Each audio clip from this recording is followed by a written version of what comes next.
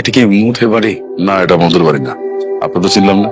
যে আমি ঢাকা থেকে আসছি, মোয়ের ক্লাসমেট। আমার নাম মাহিন। কার কাছে আসছো তুমি? মোর কাছে, তাই না? মোর সাথে তোমার দেখা হইব না, যাও গো তুমি। তুমি যেখান থেকে আসছো সেখানে চলে যাও তো বাবা, যাও যাও। মৌ নাই। নাই মানে? মৌ মারা গেছে। এই চলো ভিতরে চলো।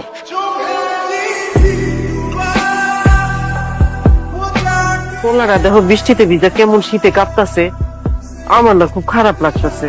তোমার খারাপ লাগতেছে, আমি কি করবো? একটা মেয়ে মারা গেছে শোনার পরে বেহায়ের মতো দাঁড়ায় আছে। একটা কাজ করো না, একটা গামছা নিয়ে যাও, গা হাত পা মুইসা একটা ছাতা দিয়ে ওরে বিদায় করে দাও। এই তুমি কি পাগল হয়ে গেছে? এই বৃষ্টিতে দাঁড়া ভিজলে কি তোমার কাছে মৌ চলে আসবে? তুমি মৌরে পায়ে যাবা? ও বুঝছি। এই ধরো, এই 500 টাকা রাখো রাখো, হাত ধরো। তো বাজারের পাশে বাস স্ট্যান্ড আছে, সেখানে যাও গিয়ে গাড়ি তুই ঢাকা চলে যাও। মোর কি হয়েছিল? মৌর কি হয়েছিল সেটা আমারও জিজ্ঞেস করতেছো কেন? মৌরে যা জিজ্ঞেস করো। আপনি আমাকে বলবেন মোর খবরটা কোথায়?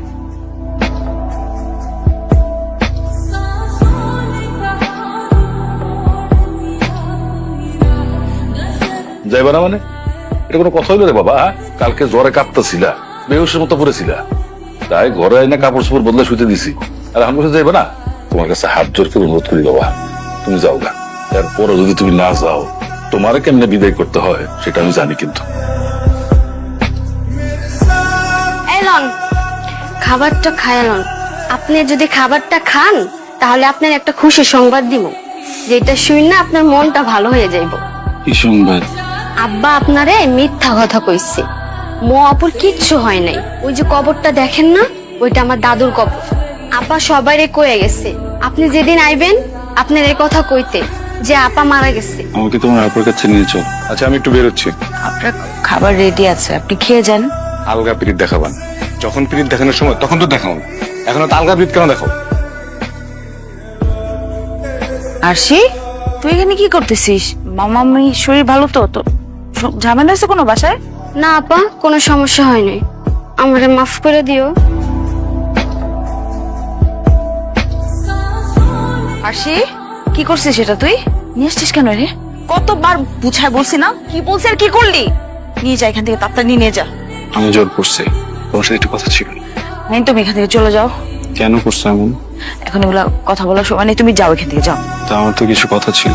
কোনো কথা হবে না এখানে মাহিন, তুমি এখান থেকে চলে যাও প্লিজ। একটা প্রশ্ন। কোনো প্রশ্ন হবে না, কোনো কথা হবে না, তুমি যাও এখান থেকে, যাও। আমি উত্তর না নিয়ে যাবো না। ঠিক আছে, থাকো।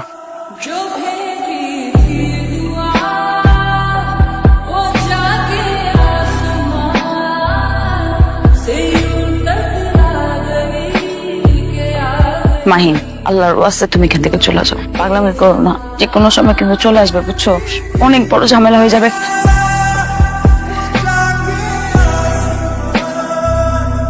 কি নাম তোমার? মৌ। সুন্দর। তুমি তো অনেক লক্ষ্মী, শান্ত, সুন্দর, এই জন্য তোমাকে ভালো লাগছে।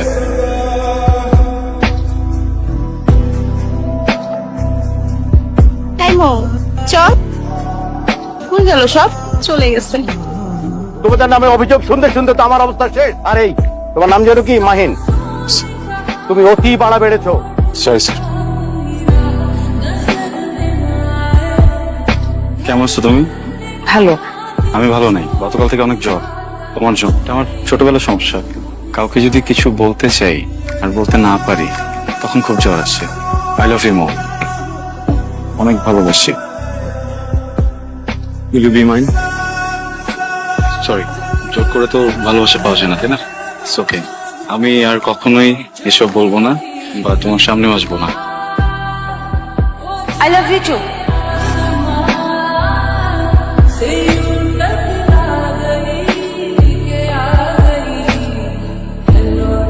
তুমি প্রমিস করো যে তুমি আর কখনো কোনো মারামারি, গ্যাঞ্জাম, কোনো ঝামেলার মুখে যাবে না।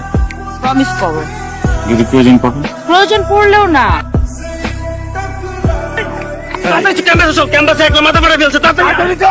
মাহিন, আজকে না প্লিজ। আঙ্কেল, মাহিনের সাথে তো আসলে যোগাযোগ করতে পারছি না। ওর শরীরের কি অবস্থা এখন? মাহিনের শরীরের খোঁজ তোমার আর না নিলেও চলবে মো। তোমাদের মতো মেয়েকে আমি খুব ভালো করে চিনি।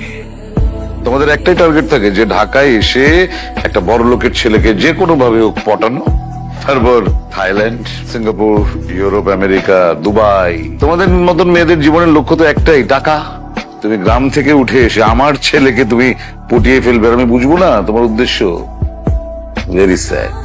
বাইরে আমার 4টি পালা কুকুর দাঁড়িয়ে আছে, তুমি যদি ওদের খাবার হতে না চাও তাহলে আজ এক্ষুনি তুমি শহর ছেড়ে চলে যাবে। আর কখনো তুমি মাহিনের সাথে যোগাযোগ করার চেষ্টা করবে না। যদি করো তাহলে শুধু তুমি না, তোমার জ্ঞাতি গোষ্ঠী সহ, তোমার মামার বাড়ির সবাইকে সহ একদম মাটির 3 হাত নিচে আমি গেড়ে দেব। উপস্থিত মুরব্বী আমরা, আপনারা তো সবই শুনলেন, সবই জানলেন, আর ওরা শাস্তি তো দেওয়া হয়েছে অনেক। আমি বলতে চাইছিলাম কি, বাইরের মানুষ, এবার ওরা আমরা বিদায় করে দিই, ছেড়ে দিই ওরা। আমার আপনি এটা কি কইতেছেন? তো ওরা সাহস আমার বাড়িতে ঢুকে আমার বই লাগে চাতা খুশি করবো, ওরে আমি কাইটটা গাঙে ভাষায় দেবো। ওর গায়ে কোনো হাত দিবেন। আমার যত খুশি মারেন, কোনো অসুবিধা নাই, কিন্তু ওর গায়ে কোনো হাত দিবেন। আবার কথা তোর হাতটারে কাইটটা আমি বাজারে নিয়ে তুলে রাখি, যাতে এই এলাকার সমস্ত পুরুষ মানুষ দেখে আর ভয় পায়, জীবনে যাতে কোনোদিন বউর গায়ে না তোলে। অন্যায় যা করার সব আমি করছি। আমি তোর লগে অনেক বড় অন্যায় করে ফেলেছি রে মা। তোরে আমি এই পশুটার কাছে বিয়ে দিছিলাম, আমার হচ্ছে মাফ করে দে মা। আমি শুনছি এতদিন এই শয়তানটা তোরে অত্যাচার করে, কিন্তু আজকে নিজের চোখে যখন দেখলাম, তোরে আর এই বাড়িতে আমি রাখবো না, তোর আমি নিয়ে যাবো, কিন্তু তোরে আমি কইলে যাবো রে মা। আমি নিয়ে যাই ওরে, ওকে আমি নিয়ে যাই। আমি ওকে অনেক ভালো রাখবো, অনেক আদরে রাখবো। কোনোদিন এমন কিছু করবো না যেটা তো কষ্ট পায়। কোনোদিন ওর দিকে কড়া চোখে তাকাবো না। মানুষটা তো আমারই, কিভাবে যেন আমার কাছ থেকে অনেক দূরে চলে আসছে। আমার মানুষটাকে আমার কাছে ফিরে দেন না প্লিজ। ভুল করতেছো, এখন আবেগে বলতেছো নিয়ে যাবা, কিন্তু মাইয়া তোমার বিবাহিতা।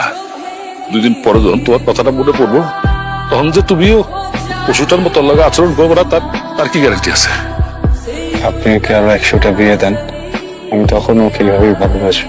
আমি না ওকে কোনো স্বার্থে ভালোবাসি নেই, আমি ওকে ভালোবাসি কারণ আমি ওকে ভালোবাসি। আমার প্রথম ভালোবাসা, একবার ওকে হারাইছি, আরেকবার ওকে হারাইতে পারবো না। ঠিক আছে, এত যখন ওরা ভালোবাসো, যদি ওরা সুখে রাখতে পারো তাহলে যাও, নিয়ে যাও। নিয়ে যাও মানে কি মামা? আমার সিদ্ধান্ত কি কোনো দাম নাই মামা?